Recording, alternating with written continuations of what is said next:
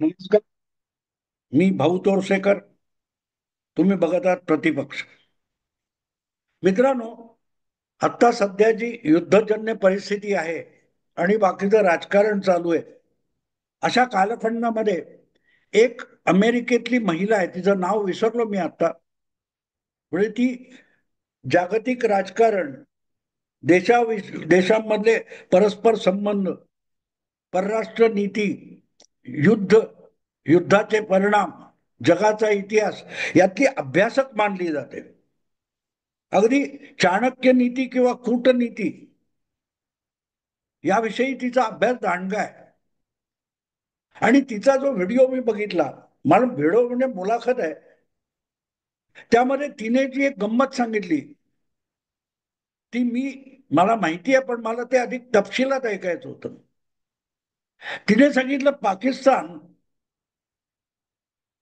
सगळ्यात जास्त कोणाला घाबरत असेल तर तो भारताचे सुरक्षा सल्लागार अजित डोभाल यांना घाबरतो. आणि अजित डोभाल यांच्या अनेक कहाण्या आतापर्यंत आपण ऐकल्या असतील. दीर्घकाळ पोलीस सेवा, गुप्तचर सेवा आणि सुरक्षा विषय अभ्यास यासाठी अजित डोभाल हे एक प्रकारे जगप्रसिद्ध आहे. आणि तुम्ही बघाल तर परदेशी जाणारे प्रधानमंत्री नरेंद्र मोदी सातत्याने अजित डोभाल यांना आपल्या बाजूला ठेवतात, बरोबर ठेवतात. जेव्हा दुसऱ्या देशाची वाटाघाटी वगैरे चालू असतात, तेव्हा नरेंद्र मोदी यांच्या बाजूला कुठेतरी पहिल्या दुसऱ्या खुर्चीत अजित डोभाल आपल्याला हटकून दिसतात. कारण अत्यंत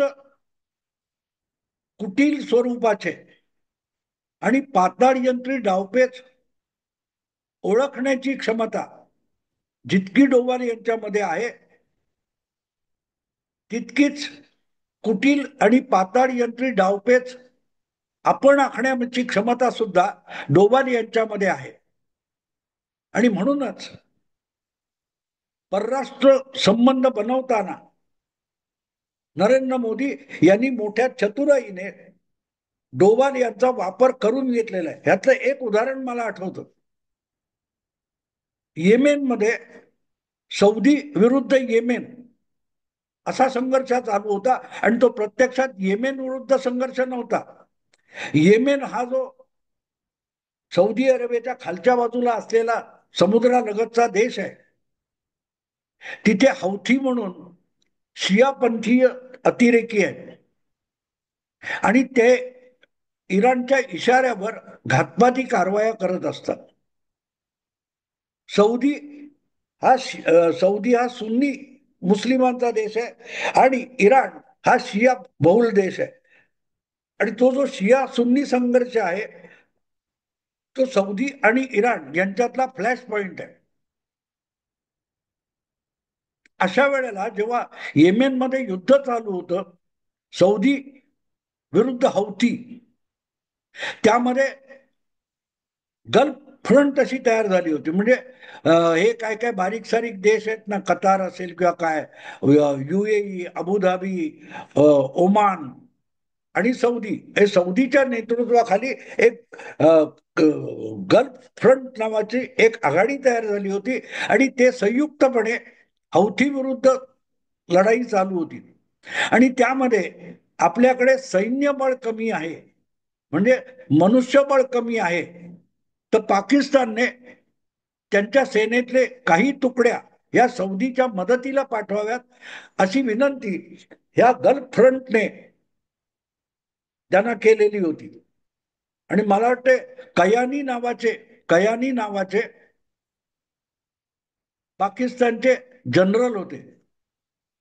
पण पाकिस्तानने त्याला साफ नकार दिला. याचं कारण साफ होतं, हौथी म्हणजे इराण आणि इराणची पाकिस्तानची थेट बॉर्डर आहे बलुची वगैरे भागामध्ये. आणि त्यामुळे इराणचा रोष नको म्हणून पाकिस्तानने त्या गल्फ फ्रंटकडे आपला सैनिक पाठवलेले नव्हते. आणि तेव्हा हे गल्फ फ्रंट सौदी आणि दुबई इतके संतापलेले होते की त्यांचा जो एक सेक्रेटरी होता, जो दुबईचा परराष्ट्र मंत्री होता, त्याने संतप्त होऊन पाकिस्तानला इशारा दिला होता, भिकाऱ्यानो, आम्ही टाकलेल्या तुकड्यावर तुम्ही जगता आणि आज आम्हाला गरज आहे तर तुम्ही साधं सैन्य पण पाठवत नाही, याची किंमत तुम्हाला मोजावी लागेल, याची फळं तुम्हाला चाखावी लागतील, अशी धमकी दिली होती. आणि ही बातमी मला आठवते, ती बातमी मी बघत होतो, ऐकत होतो, त्याच्या पुढच्या अपडेट्स घेत होतो. अशा काळामध्ये अचानक कुठच्या तरी परदेश दौऱ्यावरून परतलेले नरेंद्र मोदी पंतप्रधान हे ताबडतोब 2 दिवसाची विश्रांती घेऊन या अरब देशांच्या दौऱ्यावर गेले. दुबई, सौदी, ओमान वगैरे काय ते करत अगदी उझबेकिस्तान, ताजिकिस्तान वगैरे अशा 5 दिवसाचा दौरा मोदींनी धावता दौरा केला होता. पाकिस्तानवर अरब देश संतापलेले आहेत, त्याचा फायदा आपल्याला उठवता येईल परराष्ट्र संबंधामध्ये आणि इतरही सुरक्षांच्या बाबतीत, व्यापारामध्ये, धंद्यामध्ये, संबंधामध्ये हे ओळखणारा माणूस मोदींच्या पदरी जवळीक असलेला आहे, तो अजित डोवाल आहे. आणि त्याला हे कळतं की आज जर पाकिस्तानवर हे अरबी देश संतापलेले आहेत तर त्यांना भारताच्या जवळ ओढण्याची ही संधी आहे. आणि त्यावेळेला मित्रांनो, ताजिकिस्तानमध्ये सोव्हिएत काळातली जी एक हवाई तळ होता, ओस पडलेला होता, त्याचा वापराचा करार भारत सरकारने केला, जो आज जे युद्ध होऊ शकतं त्यामध्ये आपल्याला वापरता येऊ शकणार आहे. असो, तो मुद्दा नाही, पण इतका बारकाईने आसपासच्या आणि जगातल्या घडामोडींचा विचार करून आपली सुरक्षा, आपल्या देशाचा फायदा, आपलं राष्ट्रहित आणि आपल्या शत्रूला रोखण्याची संधी याचा चौफेर विचार करणारा सुरक्षा सल्लागार म्हणून अजित डोभाल यांचा दबदबा आहे. त्यामुळे पाकिस्तान जर आपल्याकडे काही चावटपणा करणार असेल, त्याचा बंदोबस्त अजित डोभाल आधीपासून करू शकतात, हे वेगळं सांगायला नको. आणि हे पाकिस्तान ओळखतो, पाकिस्तान ओळखतो, कारण अजित डोभाल हे वेषांतर करून पाकिस्तानात गुप्तहेर म्हणून 5-7 वर्ष राहिलेले, ते स्वतःच्या आठवणी पण सांगतात. पण मजा अशी आहे की हा माणूस केव्हा काय करील. तुम्हाला आणखीन एक गमतीशीर गोष्ट सांगणार की जेव्हा 5 ऑगस्ट 2019 मध्ये लोकसभा निवडणूक संपल्यानंतर संसदेचं जर पहिलं अधिवेशन होतं, तेव्हा ऑगस्ट 5 आणि 6 मला वाटते, राज्यसभा आणि लोकसभेमध्ये 370 कलम हटवण्याचा प्रस्ताव मंजूर करून घेण्यात आला. त्यावेळेला आधी आठवडाभर स्वतः अजित डोभाल जम्मू काश्मीरमध्ये होते आणि तिथे अगदी संचारबंदी लावली होती, प्रचंड सेना नेऊन तिथे तैनात केलेली होती. आणि इकडे एवढा धुमाकूळ झाल्यानंतर फारुख अब्दुल्ला काय बोलले होते, कोण खांद्यावर तिरंगा झेंडा घ्यायला मिळणार नाही, लाल चौकामध्ये तिरंगा फडकू शकणार नाही, किंवा ती कोण मुफ्ती मेहबूबा, ती म्हणाली होती रक्ताचे पाठ वाहतील. अशा वेळेला काश्मीरमध्ये संचारबंदी होती आणि त्या संचारबंदीमध्ये एका कुठेतरी टपरीवर तिथल्या स्थानिक नागरिकांची गप्पा मारत मारत अजित डोभाल टपरीवर चहा पित होते. हा माणूस कुठच्या पातळीवरून कुठच्या पातळीवर पोहोचू शकतो आणि काय काय चमत्कार घडवू शकतो, हे उदाहरण म्हणून तुम्हाला सांगितले. आणि म्हणून असा माणूस मोदींचा सल्लागार असेल तर पाकिस्तानला घाबरून राहणं भाग आहे. आणि यातले अधिक बारकावे त्या मी सांगितलं त्या अमेरिकन रक्षा तज्ञ महिला जी आहे ती सांगत होती की आपण कितीही डावपेच केले तरी ते डावपेच उधळून लावण्याची क्षमता असलेला माणूस नरेंद्र मोदींच्या मदतीला उपलब्ध आहे, याची जाणीव पाकिस्तानच्या हेर खात्याला आहे, पाकिस्तानच्या राज्यकर्त्यांना आहे आणि पाकिस्तानच्या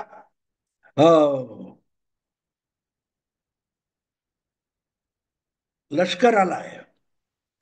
हे मी एवढ्यासाठी तुम्हाला समजावतोय की इम्रान खान इम्रान खान मला वाटतं पंतप्रधान होता, त्यावेळेला पाकिस्तानचा सुरक्षा सल्लागार आणि भारताचा सुरक्षा सल्लागार यांची कुठेतरी बँकॉकला बैठक व्हायची होती.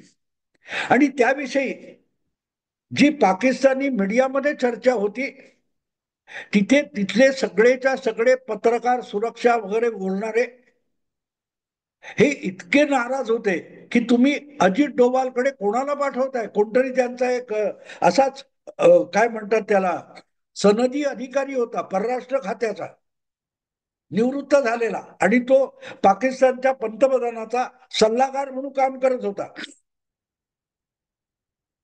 तर ते पाकिस्तानच्या पत्रकार, संपादक आणि जे जाणकार विश्लेषक होते त्यांचं वाक्य मला आठवतं, अरे डोभाल तो इसका कच्चा खा जाएगा, ये तो हमारा जो है पाकिस्तानी एडवाइजर, ये तो बच्चा है डोभाल के सामने, अशी भाषा खुद्द पाकिस्तानी पत्रकार, विश्लेषक वापरत होते. तेव्हा त्या महिला, ज्या अमेरिकन महिला सुरक्षा जाणकार आहेत, त्या जेव्हा म्हणतात की अजित डोवालला पाकिस्तान घाबरतो, एका व्यक्तीला, येस मित्र, कारण ही व्यक्ती तुमच्या कल्पनेच्या पलीकडचे उलथापालथ घडवून आणू शकतो, इतका पाताळ यंत्री मेंदू ज्याच्याकडे आहे, त्याची भीती वाटणं स्वाभाविक आहे, स्वाभाविक आहे. आणि आता बघा, 2.5 दिवसात सीमा न ओलांडता जे काय छुटपुट युद्ध झालंय, ज्याला युद्ध पण म्हणता येत नाही, युद्धाची सुरुवात पण म्हणता येत नाही, त्यात पाकिस्तानला गुडघे टेकायची वेळ आली, कारण त्याचं सगळं नेपथ्य आणि रणनीती डोवाल सारख्यांनी योजलेली आहे. पण मला अशी गंमत वाटते, प्रामाणिकपणे असं वाटतं की डोवाल, भारतीय सेना, भारताची लष्करी सज्जता, या सगळ्याला जरी पाकिस्तान घाबरत असला, तरी त्यापेक्षाही पाकिस्तान खरं तर राहुल गांधींना घाबरतो, राहुल गांधींना घाबरतो. तुम्हाला गंमत वाटेल, वरकरणी गंमत वाटेल, पण घाबरतो म्हणजे काय, घाबरतो म्हणजे काय, की राहुल सारखा कोणी नेता आपल्याकडे तयार झाला, काय सांगावं. उद्या बिलावल भुत्तो सुद्धा पाकिस्तानचा पंतप्रधान होऊ शकतो, कारण बिलावल भुत्तो हा पाकिस्तानचा राहुल गांधीच आहे. काल परवाचं ते बिलावल भुत्तोचं संसदेतलं भाषण बघितलं, भारताच्या हल्ल्यानंतरचं. काय बोलणं आहे, त्या काय बोलण्याचा सूर आहे. रात में कौन आता है, रात में चोर आते हैं, मर्द हो तो दिन दहाडे आ जाओ, ही काय जी भाषा बोलत होता तो, त्याला आपण कशाबद्दल बोलतोय, कुठल्या हल्ल्याबद्दल बोलतोय, हे सुद्धा कळत नव्हतं. हाच बिलावल भुट्टो आहे की ज्याने जाहीरपणे कबूल करून टाकलं की गेली 30 वर्ष आम्ही दहशतवादी बनवतो, अमेरिकेने सांगितलं म्हणून बनवले, ब्रिटनने सांगितलं म्हणून बनवले. त्यांचा ख्वाजा आसिफ नावाचा जो संरक्षण मंत्री आहे, तो पण काय त्या सीएनएनच्या मुलाखतीत सांगतो, 30 वर्ष आमच्याकडे ही फॅक्टरी आहे, आम्ही अफगाणिस्तानमध्ये रशियाच्या विरुद्ध, रशियन लाल सोवियत फौजेच्या विरुद्ध मुजाहिदीन म्हणून कडे पाठवले, त्यासाठी अमेरिकेने आम्हाला पैसे दिले, ब्रिटनने आम्हाला पैसे दिले, नाटोने आम्हाला पैसे दिले. म्हणजे भारताने आरोप करण्याच्या आधी पाकिस्तानचे हे एकापेक्षा एक दिवटे, कोणतो बिलावल भुट्टो आणि ख्वाजा आसिफ, हे स्वतःच मुलाखती देऊन सांगतात, हो आमच्याकडे दहशतवादी आहेत. आणि हे सगळं कधी होतं, ऑपरेशन सिंदूरच्या आधीची गोष्ट आहे, जेव्हा आपल्याच देशाचं नुकसान होईल, आपल्या सरकारला तोंडघशी पडावं लागेल, अशी वक्तव्य मोठ्या थाटामाटात करणारे नेते असतात, तेव्हा शत्रूने तुमच्यावर मात करण्याची गरज नसते. आणि दुसरी गोष्ट अशी की असे नेते सत्तेत येणार नाहीत, सरकारमध्ये येणार नाहीत, याची पुरेपूर काळजी घेणारी जनता असेल तर अशा नेत्यांची भीती नसते. पण असे नेते आज पाकिस्तानात सत्तेवर येऊन बसलेले आहेत आणि त्यामुळे पाकिस्तानचे सगळे पत्रकार, सगळा मीडिया भयभीत झालेला आहे की कुठे जाणार आपला देश, पाकिस्तान या सगळ्या गडबडीत टिकून राहील की नाही. पाकिस्तान समोर आज अस्तित्वाचा प्रश्न आहे. बलुचिस्तानमध्ये पाकिस्तानी सेनेला स्थानिक बंडखोर पळवून लावतायत आणि बलुचिस्तान हा 45% भूप्रदेश आहे पाकिस्तानचा. आणि बिलावल भुत्तो किंवा ख्वाजा आसिफ ज्या प्रकारे बोलतायत हे सगळं बघितलं तर असे नेते आपल्या देशात आहेत याचीच भीती वाटली पाहिजे. आणि मग तसाच नेता भारतामध्ये राहुल गांधींच्या रूपाने विरोधी पक्षाचा नेता असेल तर आपण सुखरूप का आहोत याचं उत्तर तुम्हाला कळतं. राहुल गांधी आज जे काय बघतायत, बोलतायत, बडबड करतायत, प्रश्न विचारतायत, ते प्रश्न बघितले तरी तुमच्या लक्षात येईल की राहुल गांधी लागोपाठ 3 निवडणुकांमध्ये सत्तेपर्यंत पोहोचले नाहीत. ही भारताची सगळ्यात मोठी सुरक्षेची हमी आहे. आणि म्हणून मला एक गोष्ट आठवते की मी गंमत जी केली होती एकदा 2019ला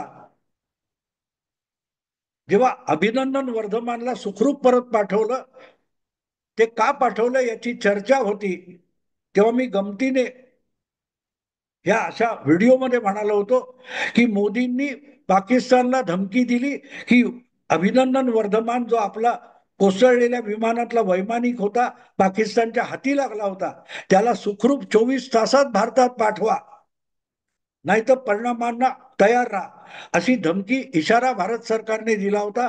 तर कुठली कारवाई मोदी करणार होते हे गुढ कधीच उकललं नाही.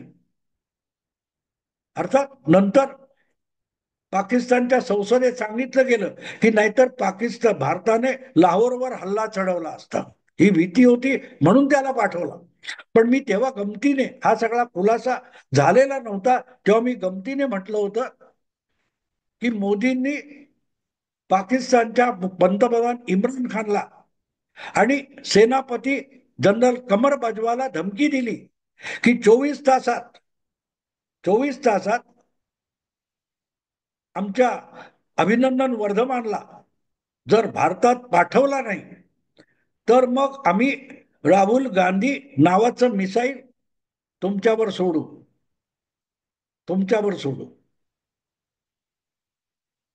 आणि त्याला घाबरून इम्रान खान आणि जनरल कमर बाजवा यांनी विनाविलंब अभिनंदन वर्धमानला वाघा बॉर्डरवर आणून सोडला, बाबा जा, आमच्याकडे राहुल गांधी नको. तेव्हा एक गोष्ट लक्षात ठेवायची की पाकिस्तान मोदींना, डोवालना, कोणाला भीतो मला माहित नाही, पण राहुल गांधींना मात्र पाकिस्तान घाबरत असणार. अर्थात त्यांच्याकडे ऑलरेडी राहुल गांधी आहेत, त्याच्यात भर नको म्हणून घाबरतात. कारण घाबरण्यासारखं ज्यांचं वर्तन असतं, त्यांच्या हाती अधिक अधिकार गेले तर ती संस्था, तो देश, तो समाज रसा तळाला जायला वेळ लागत नाही. राहुल गांधींनी ज्या प्रकारे गेल्या 10-12 वर्षामध्ये काँग्रेसचा सत्यानाश करून टाकलाय, तो बघितल्यानंतर राहुल गांधी नावाच्या मिसगायडेड मिसाईलची विध्वंसक क्षमता प्रत्येकाच्या लक्षात येऊ शकते. पाकिस्तान काय कोणीही त्यांना घाबरल्याशिवाय राहणार नाही. मी आत्ता इथेच थांबतो. आवडलं लाईक करा, शेअर करा आणि प्रतिपक्षाला सबस्क्राईब करा. नमस्कार.